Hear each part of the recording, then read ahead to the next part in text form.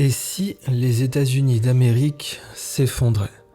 Ce scénario n'est pas tout à fait improbable dans la mesure où il a été pensé aussi bien par Emmanuel Todd que par le professeur Igor Panarin.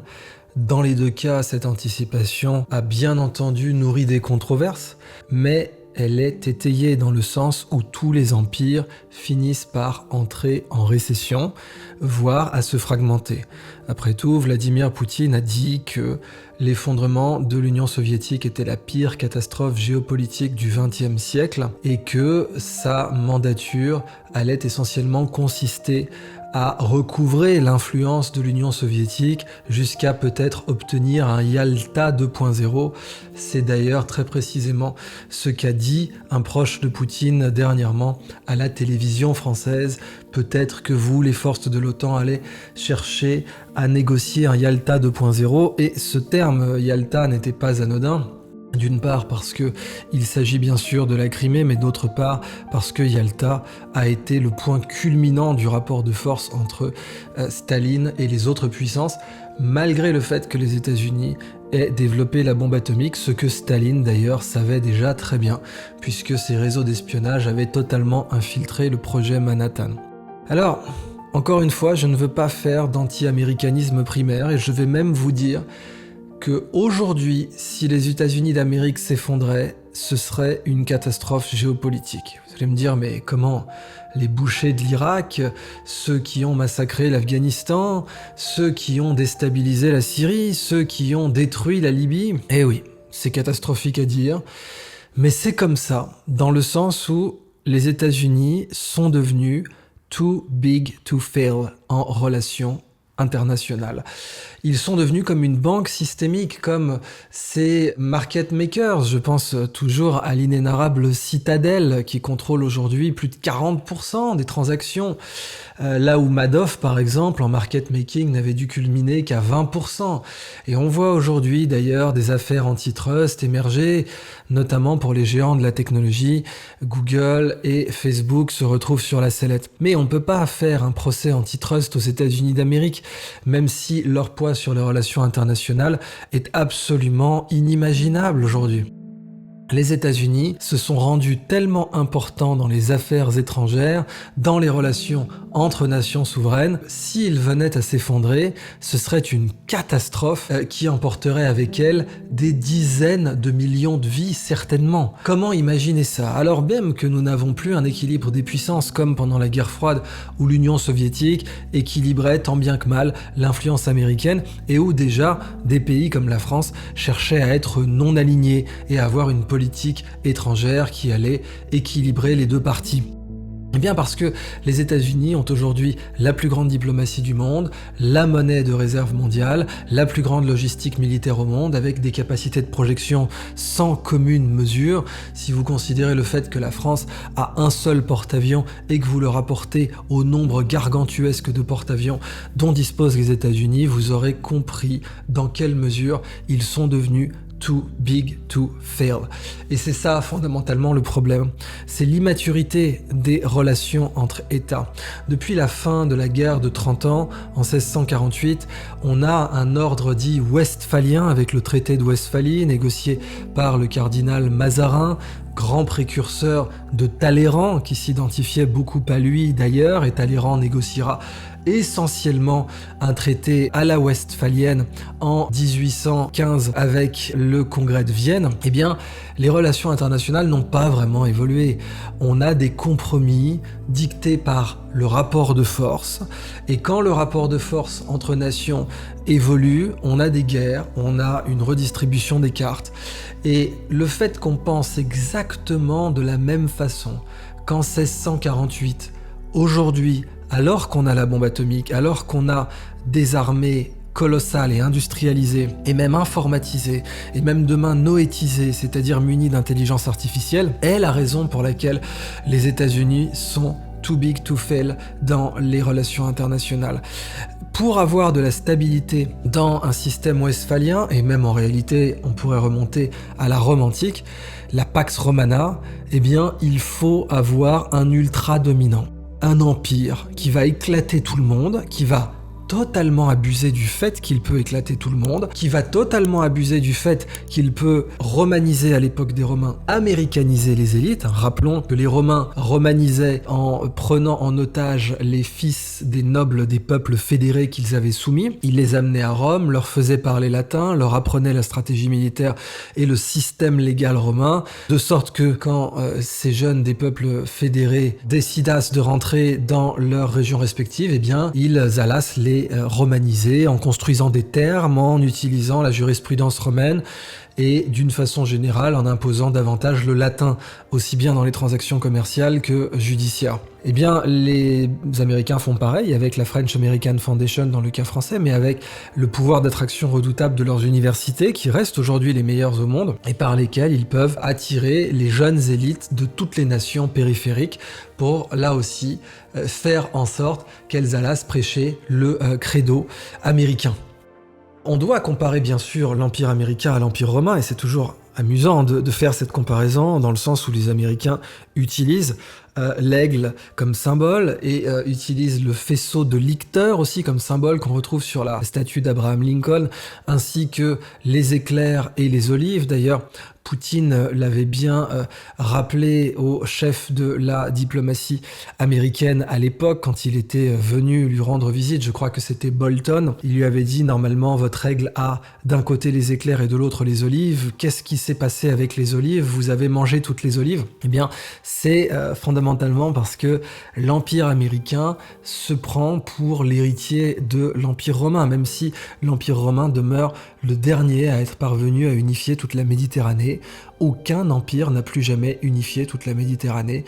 Ni les Génois, ni les Vénitiens, ni les Espagnols, ni les Français, ni les Anglais, ni les Ottomans n'ont pu unifier, ni les Allemands même, n'ont pu unifier la Méditerranée à nouveau, et sans doute ça n'arrivera plus jamais, même si Klaus Schwab continue à rêver de son gouvernement mondial, contre lequel d'ailleurs Musk s'est insurgé publiquement, et c'est la raison pour laquelle Musk fait l'objet d'une campagne mondiale de dénigrement. On a été jusqu'à Paris Match pour attaquer Elon Musk, dont le seul péché n'a été que d'ouvrir les dossiers secrets de Twitter et de démontrer que oui, le FBI avait conspiré, comploté pour manipuler les élections américaines en cachant l'existence de l'affaire abominable du portable de Hunter Biden, le cracomane coupable de concussion. Eh bien, l'Empire américain, malgré cela, reste nécessaire aux affaires du monde, si ce n'est pas incroyable.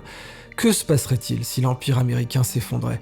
Eh bien, Brzezinski avait déjà posé cette question dans Le Grand Échiquier en 97, qui reste une lecture absolument limpide, et on doit toujours remercier Brzezinski sous ce point-là, malgré toutes les controverses justifiées sur sa personne et la position qu'il avait prise en Afghanistan, où c'est lui, bien sûr, qui avait soutenu les talibans à l'époque. Eh bien, la clarté de l'expression de la politique étrangère de Brzezinski demeure aujourd'hui, plus de 25 ans après son exposition dans Le Grand Échiquier, à savoir, que se passerait-il si l'Empire américain s'effondrait? Eh bien déjà, le Japon réarmerait pêle-mêle. C'est exactement ce que l'on voit aujourd'hui.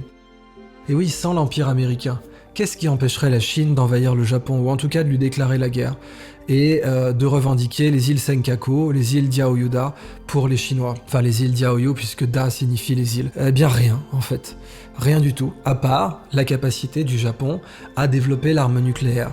Donc la première chose que l'on verrait, si on avait cette superpuissance, cette hyperpuissance qui entrait en récession géopolitique, non pas économique, c'est un réarmement mondial en armes de destruction massive, une prolifération nucléaire mondiale.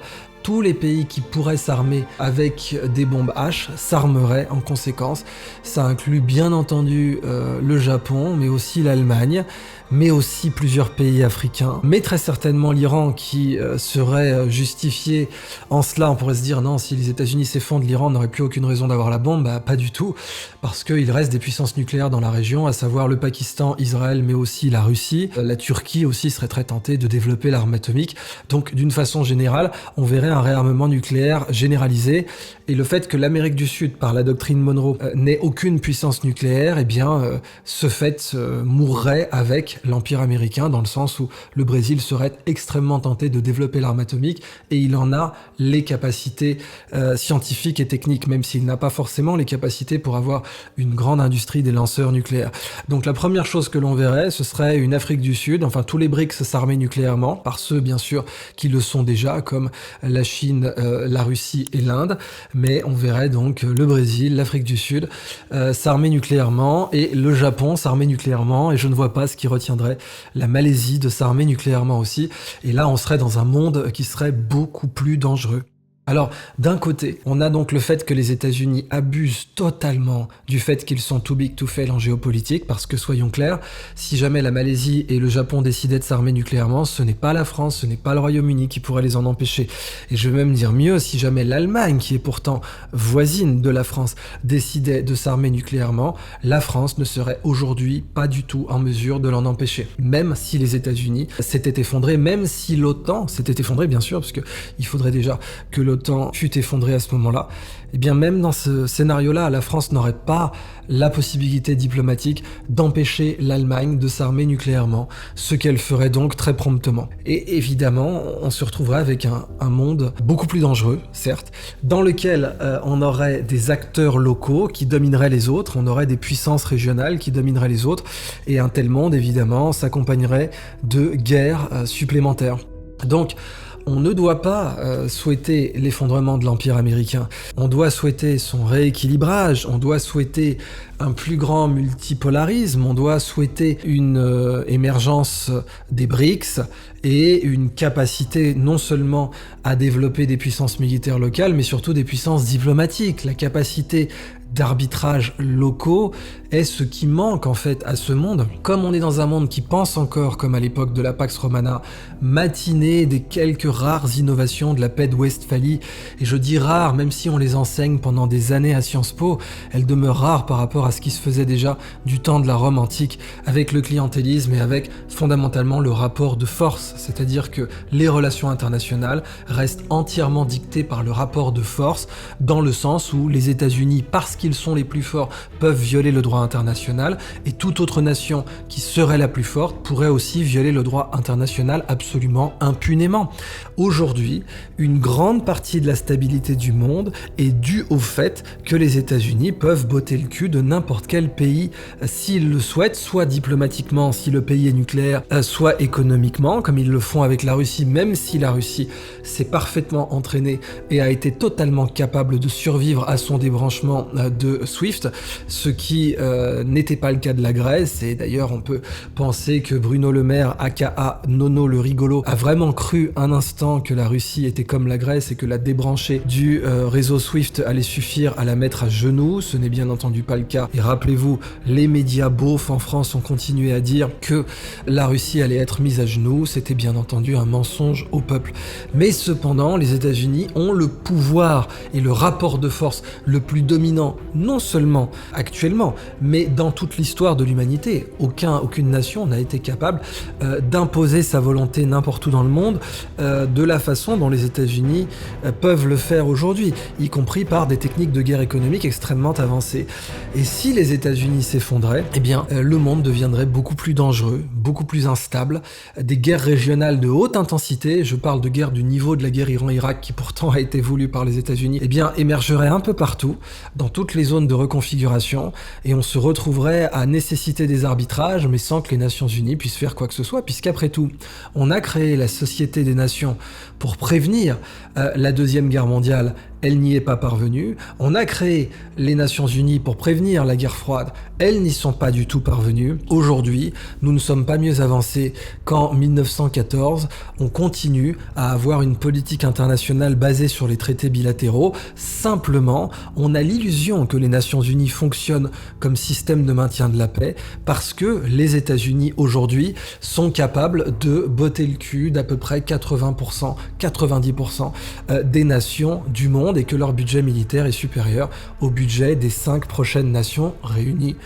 Et bien au fond, le constat qu'un effondrement de l'Empire américain soudain serait catastrophique pour les relations internationales est un constat du fait que les États-Unis sont too big to fail en matière internationale, qu'ils profitent totalement de cette position dominante pour violer le droit comme ils le souhaitent et détruire des pays comme ils le souhaitent, par exemple l'Irak, par exemple la Libye et par exemple la Syrie qu'ils ne sont pas parvenus à détruire mais qu'ils ont gravissimement endommagé. Et au fond, le constat de cette situation géopolitique est que nous, les humains, les citoyens, n'avons pas été capables d'innover pour créer un ordre international plus efficace que la loi du plus fort.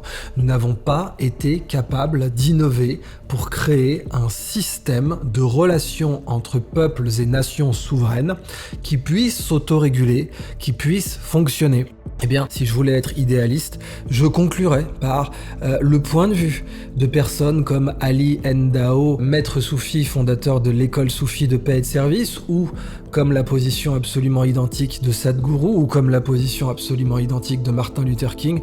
Tant que vous n'avez pas fait la paix dans votre esprit, faire la paix dans le monde est hors de question. Et c'est ce que disait la constitution de l'UNESCO. Nous observons que les guerres prenant naissance dans l'esprit des hommes, c'est dans l'esprit des hommes que nous devons dresser les barrières de la paix.